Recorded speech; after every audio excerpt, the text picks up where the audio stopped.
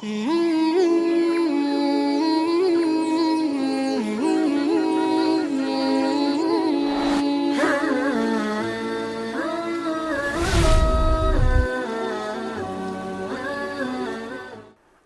للہ وحدہ والصلاة والسلام علی من لا نبی بعد اما بعد رب اشرح لی صدری ویسر لی امری واحلل عقدۃ من لسانی یفقہوا قولی۔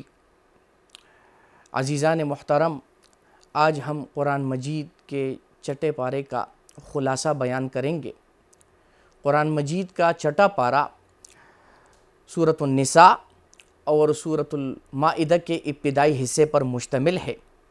سورۃ النساء کی آیت نمبر 152 سے لے کر آخر تک یہ چھٹے پارے میں ہیں۔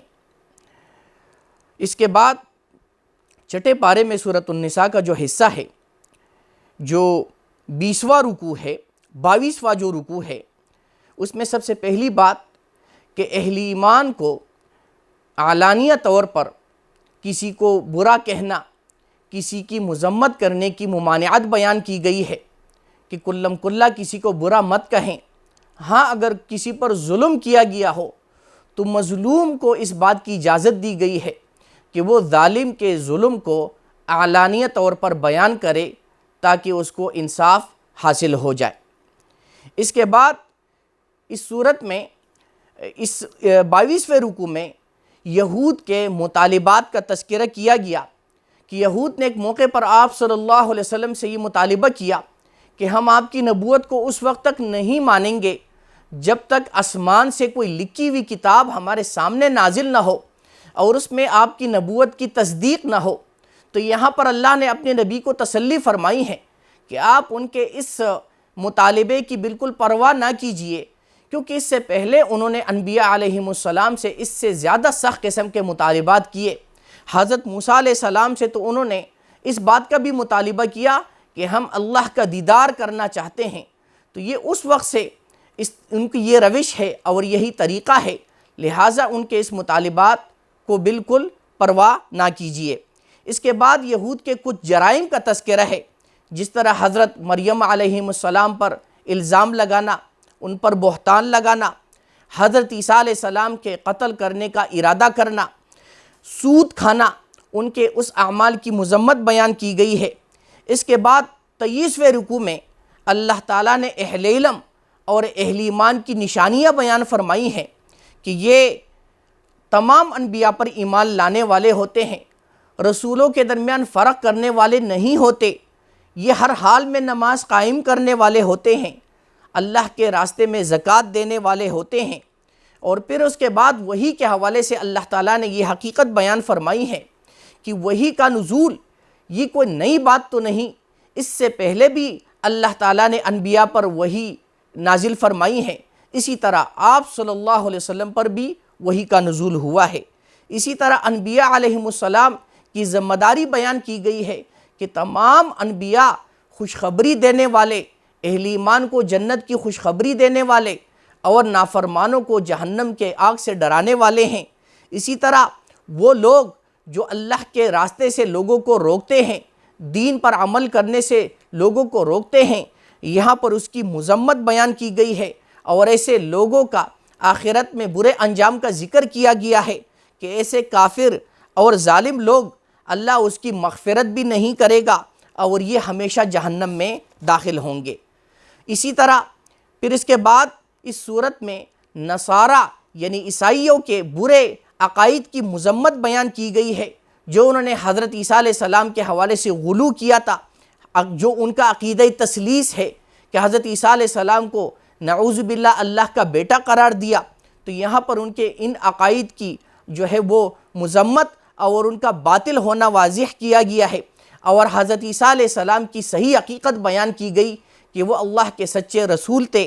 اس کے بعد 24ویں رکوع میں اہل ایمان کے انجام کا اور ان پر کی گئی نعمتوں کا تذکرہ بیان کیا گیا ہے، اور اس کے بعد اس صورت کے آخر میں اللہ تعالیٰ نے میراث کا ایک مسئلہ ذکر کیا، کلالہ وہ شخص ہے کہ جو مر جائے اور جس کے نہ اصول ہو اور نہ فروع ہو، یعنی نہ اس کے والدین میں سے کوئی ہو اور نہ ہی اس کی اولاد میں سے نیچے تک کوئی ہو، تو ایسے آدمی کہ اگر کوئی ایک بہن ہو، یعنی ایسا کلالہ شخص اس کے وارثوں میں اگر صرف ایک ہی بہن ہے تو اس صورت میں اس کو آدھا میراث ملے گا۔ اگر ایک سے زیادہ بہنیں ہیں تو اس کو کل میراث کا 2/3 حصہ ملے گا۔ لیکن اگر بہن بھائی دونوں شریک ہے، حقیقی بہن بھائی، تو اس صورت میں ایک بھائی کو 2 بہنوں کے برابر حصہ دیا جائے گا۔ اس کے بعد سورۃ المائدہ کا آغاز ہوتا ہے۔ سورۃ المائدہ بھی مدنی سورت ہے۔ سورہ نساء میں اللہ تعالیٰ نے معاملات کے حوالے سے ذکر فرمایا تھا، اس سورت میں اللہ تعالیٰ نے حلال حرام کے احکامات بیان کیے ہیں، خاص کر کھانے پینے کے حوالے سے۔ اس سورت کا آغاز اللہ تعالیٰ نے اس حکم سے کیا ہے کہ اہل ایمان کو ہر حال میں اللہ کے ساتھ اور مخلوق کے ساتھ کیا ہوا وعدہ، جو جائز وعدہ ہے مخلوق کے ساتھ، وہ پورا کرنا چاہیے، یہ ان کی ذمہ داری ہے۔ اسی طرح اہل ایمان کو حکم دیا کہ وہ نیکی اور بلائی کے کاموں میں ایک دوسرے کے ساتھ تعاون کرے، لیکن گناہ کے کاموں میں کسی کے ساتھ تعاون نہ کرے۔ اس کے بعد اہل ایمان کو حکم دیا گیا کہ وہ جو دین کے شعائر اور علامات ہے ہر حال میں اس کی پاسداری کرے۔ اس کے بعد کچھ حرام چیزوں کا تذکرہ کیا گیا ہے، جیسا کہ مردار، یعنی وہ جو بغیر ذبح کے مر جائے، اسی طرح بہنے والا خون اور خنزیر کا گوشت، اور وہ قربانی جو غیر اللہ یا اللہ کے نام کے علاوہ کسی اور کے لیے ذبح کیا جائے، کسی اور کے نام پر ذبح کیا جائے، اس کی حرمت کا تذکرہ ہے۔ اسی طرح جو درگاہوں اور آستانوں پر جو ذبح کیا جاتا ہے اس کی حرمت کا تذکرہ ہے۔ پھر اس کے بعد اس صورت میں اللہ تعالیٰ نے دین کی تکمیل کا اعلان فرمایا ہے۔ یہ آیت صرف اس امت کی خصوصیت ہے کہ اللہ تعالیٰ نے فرمایا الیوم اکملت لکم دینکم، کہ میں نے آج تمہارے لیے دین کو مکمل کیا۔ اس تکمیل دین کا اعلان اس صورت میں کیا گیا ہے۔ پھر اس کے بعد اضطراری حالت کا ذکر ہے کہ اگر کوئی ایسی حالت میں مبتلا ہو جائے کہ جو اس کو مرنے کے قریب ہو اور جان بچانے کے لیے حرام چیز کے علاوہ کوئی اور چیز نہ ہو، تو اپنی جان بچانے کے لیے وہ حرام چیز کو استعمال کر سکتا ہے۔ پھر اس کے بعد شکار کے حوالے سے احکامات بیان کیے گئے ہیں۔ اسی طرح اہل ایمان کو اہلی کتاب جو ہے ان کی عورتوں سے نکاح کرنے کی اجازت اور ان کے کھانے پینے کی چیزوں کو استعمال کرنے کی اجازت بیان کی گئی ہے۔ اس کے بعد دوسرے رکوع میں نماز کے لیے جو طہارت کے احکامات ہیں وہ بیان کیے گئے ہیں۔ پھر اس کے بعد اگر پانی نہ ہو تو تیمم کے احکامات، اگر سفر میں ہو اور پانی موجود نہ ہو یا کوئی مریض ہو، پانی کے استعمال سے مرض کے بڑھ جانے کا اندیشہ ہو، تو پھر تیمم کا حکم بیان کیا گیا ہے۔ اس کے بعد جو ہے وہ جنابت اور غسل کے احکامات بیان کیے گئے ہیں، اور اہل ایمان کو یہ حکم دیا کہ وہ ہر حال میں عدل اور انصاف کے لیے کڑے ہو، عدل اور انصاف کی پاسداری کرنے والے ہو۔ اس کے بعد اہل ایمان کے لیے مغفرت اور اجر عظیم کا وعدہ کیا گیا ہے۔ پھر اس کے بعد دوسرے رکوع سے 5ویں رکوع تک بنی اسرائیل کی تاریخ اور ان کی گمراہیاں بیان کی گئی ہے۔ پھر اس کے بعد حابیل اور قابیل کا واقعہ بیان کیا گیا ہے کہ کس طرح قابیل نے حابیل کو قتل کیا۔ اس واقعے کے ضمن میں اللہ تعالیٰ نے احترام انسانیت کا درس بیان کیا ہے کہ اللہ تعالیٰ کے ہاں انسان کا احترام اتنا ہے کہ اگر کوئی ایک نفس کو بے جان بے وجہ قتل کرتا ہے تو گویا اس نے پوری انسانیت کا قتل کر دیا۔ اگر کوئی کسی انسان کی جان بچاتا ہے تو گویا اس نے پوری انسانیت کی حفاظت کی، اس کو زندہ رکھا۔ پھر اسی طرح اس صورت کے اندر وہ لوگ جو زمین میں فساد پھیلاتا ہے، رہزنی اور ڈاکہ ڈالتے ہیں، ایسے لوگوں کے لیے سزا کا تذکرہ کیا گیا ہے کہ دنیا میں ان کو 3 قسم کی سزائیں دی جائے گی۔ ایک یہ کہ ان کے ہاتھ پیر مخالف سمت کاٹے جائیں گے، دوسرا یہ کہ ان کو ملک بدر کیا جائے، اور تیسرا یہ کہ ان کو سولی پر لٹکایا جائے۔ اللہ کے ہاں یہ بہت بڑا جرم اور ایک اجتماعی جرم ہے۔ پھر اس کے بعد 6 رکوع سے پارے کے آخر تک قیامت میں کافروں کے برے انجام کا ذکر کیا گیا ہے۔